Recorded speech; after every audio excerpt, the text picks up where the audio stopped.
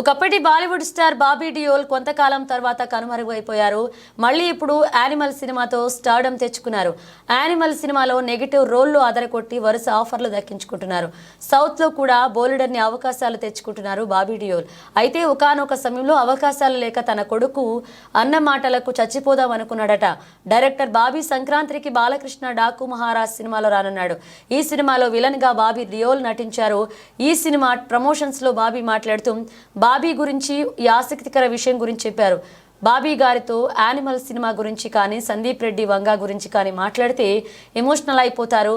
ఓ రోజు నాతో మాట్లాడుతూ ఈ విషయం చెప్పారు అని తెలిపాడు. నా లైఫ్ ఇలా మారుతుంది అని అస్సలు అనుకోలేదు బాబీ.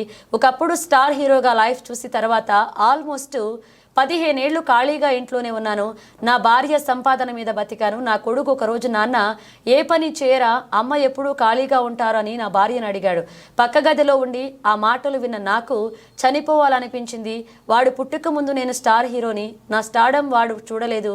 వాడు ఎదుగుతున్న సమయంలో ఖాళీగా ఉన్నాను. దాంతో మళ్ళీ గతంలో నేను పనిచేసిన వాళ్ళందరినీ వేషాలు అడిగాను. కొత్తగా ఫోటోలు దిగి పంపించాను. అందరూ చూడడానికి బాగున్నావన్నారు కానీ వేషాలు ఇవ్వలేదు. అలాంటి టైంలో మీ తెలుగోడు సందీప్ రెడ్డి వంగా వచ్చి యానిమల్లో నాకు ఛాన్స్ ఇచ్చి నా జీవితాన్ని మార్చేశాడని ఎమోషనల్ అయి చెప్పినట్లుగా డైరెక్టర్ బాబీ తెలిపారు. ఒకప్పటి స్టార్ హీరో ధర్మేంద్ర కొడుకుగా బాబీ డియోల్ కూడా హీరోగా ఎంట్రీ ఇచ్చి మంచి విజయాలు సాధించి స్టార్ హీరో అయ్యాడు. కానీ ఓ దశలో అవకాశాలు తగ్గిపోయి 10 ఏళ్లు ఓ 10 సినిమాల్లో మాత్రమే క్యారెక్టర్ ఆర్టిస్ట్గా చేశాడు. ఇటీవల యానిమల్ సినిమాతో ఒక్కసారిగా పోయిన స్టార్డమ్ అంతా తిరిగొచ్చి మళ్ళీ స్టార్ ఆర్టిస్ట్గా మరీ వరుస సినిమాలతో బిజీ అయ్యాడు.